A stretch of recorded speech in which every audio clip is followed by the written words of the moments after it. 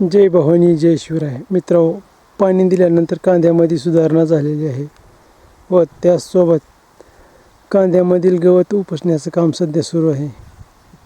आपण पाहू शकता कांद्यामधील मशागत हे कशा प्रकारे करत आहेत ते. पाणी दिल्यामुळे जास्त कांद्यामध्ये गवत झालेले आहे. गवत उपटण्याचं आपण सध्या काम करत आहोत. हा पूर्ण जो दिसतो तो कांदा आहे मित्रांनो, आणि अजूनही पाणी देण्याचे काम सुरूच आहे. पाऊस पडल्यामुळे कांद्याला पाणी देणं गरजेचं आहे का नाही ते आपण सांगू शकतो. हे पहा, अशा प्रकारे कांद्यामध्ये आता सध्या गवत झालेलं आहे. आपण पाहू शकतो कांद्याची कंडिशन सध्या 1 नंबरमध्येच आहे.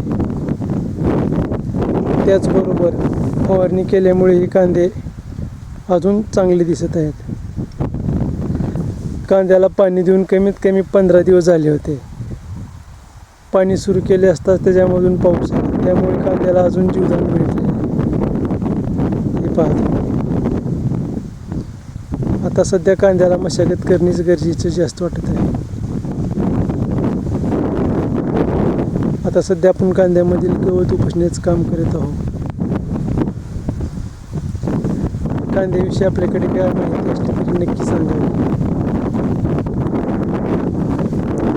माझा दररोजचा प्रयत्न असा असतो की काहीतरी नवीन व्हिडिओ दाखवण्याचा प्रयत्न असतो मित्रांनो.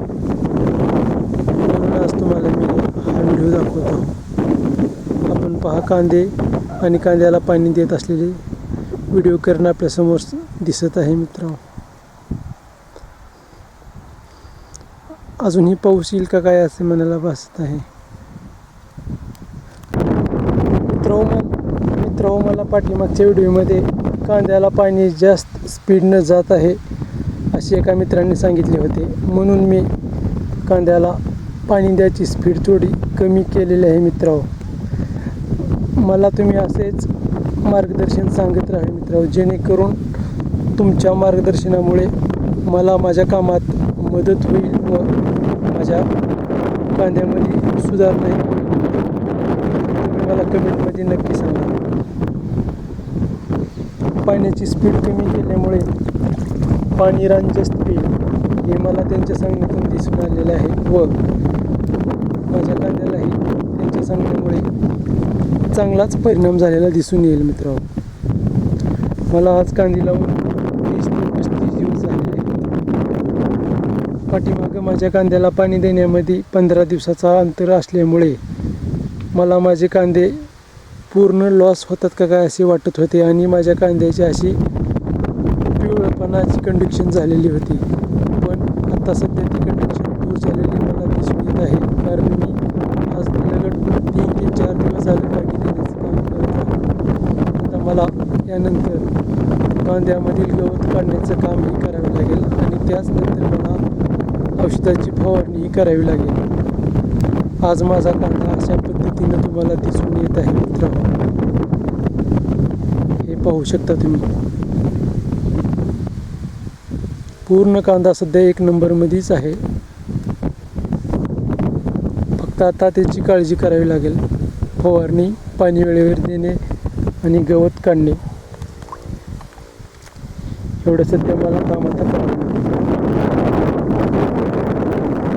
कांद्यामध्ये गवत ही हळूहळू मला टाकावे लागेल. लाईट गेल्यामुळे पाण्याचा प्रवाह आता सध्या कमी झालेला आहे.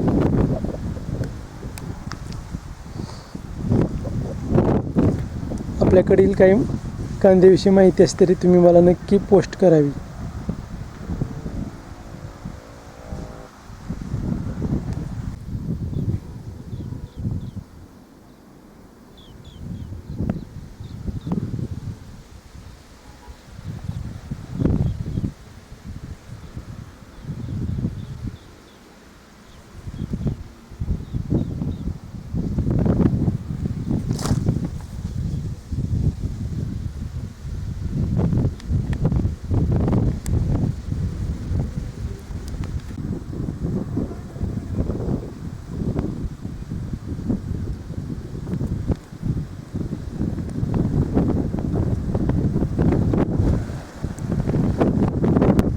दिवसामध्ये कांद्याची अशी कंडिशन आहे मित्रांनो. कांदा सध्या फुगायला लागलेला आहे. हे पहा.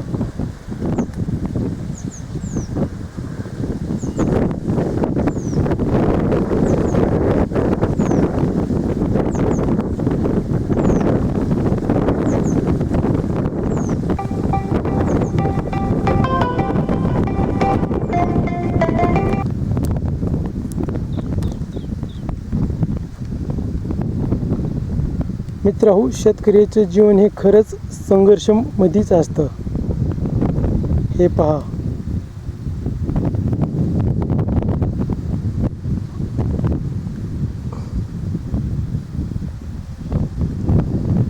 कांदे लावायला लावलं खरं, पण माझी ही पहिलीच वेळ असल्यामुळे मला खूप अडचणी येत राहिल्या.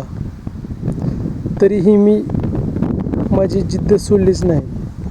कांदा येऊ किंवा न येऊ, आपण प्रयत्न करीतच राहायचं. त्याच्यातून मला आज 50% यश आलेलं दिसून येतं मित्रांनो. हे पहा, एकच नंबरला सध्या कांदा आहे. आणि शेतकऱ्याची पूर्ण प्रक्रिया ही निसर्गावरच अवलंबून असते मित्रांनो. सध्या माझा 1 नंबरला कांदा आहे, पण पुढे काय होईल हे मी तुम्हाला सांगू शकत नाही.